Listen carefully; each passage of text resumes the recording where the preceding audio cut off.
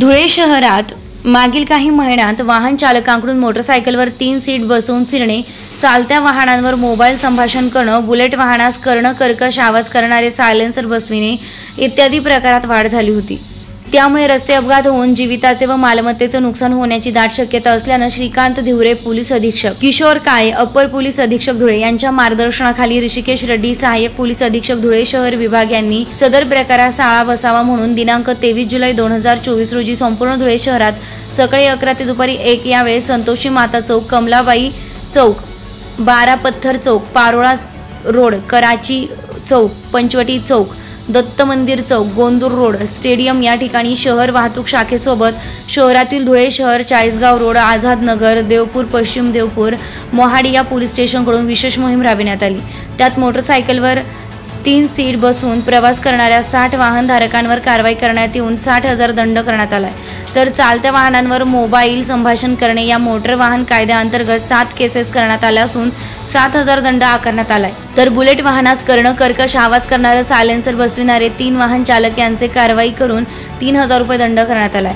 सदरची विशेष मोहीम ही पुढील 5 दिवस अशीच चालू राहणार आहे। तरी नागरिकांनी वाहन चालविताना मोटर वाहन कायद्याचं कायमस्वरूपी पालन करावं असं आवाहन ऋषिकेश रेड्डी सहाय्यक पोलीस अधीक्षक धुळे शहर विभाग यांनी केलंय। धुळे जिल्हा प्रतिनिधि माहेश्वरी शिसोदे। हमारे दुलिया के एसपी सर धिवरे साहब और एडिशनल एसपी सर किशोर काळे सर, हमारे एसडीपीओ सर रेड्डी सर, इनों के मार्गदर्शन के अंदर जो दुलिया में ट्रैफिक का प्रॉब्लम हो रहा है कि रूल्स फॉलो नहीं हो रहे हैं और उसकी वजह से एक्सीडेंट हो रहे हैं, जानो माल का नुकसान हो रहा है। तो उसके हिसाब से एक कार्रवाई होना चाहिए। इसके लिए शहर में जगह जगह पे नाकाबंदी लगाई गई है और जो भी ट्रिपल सीट जो भी कार्रवाई कर रहे हैं हम लोग 2 व्हीलर्स 4 व्हीलर्स पे हमने अभी कार्रवाई कर ली है कि ट्रैफिक रूल्स फॉलो, जिससे जानो माल का नुकसान ना हो। इसके लिए शहर के हर जगह हर पुलिस स्टेशन ने कार्रवाई शुरू की है।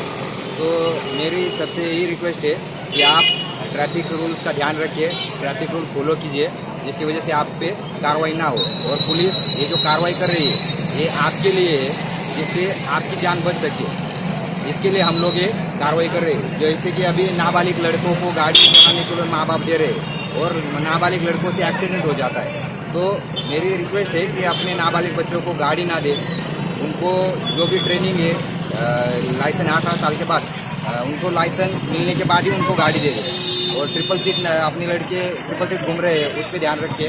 तो कार्रवाई अभी चालू है, सबसे रिक्वेस्ट है कि कार्रवाई को साथ दें।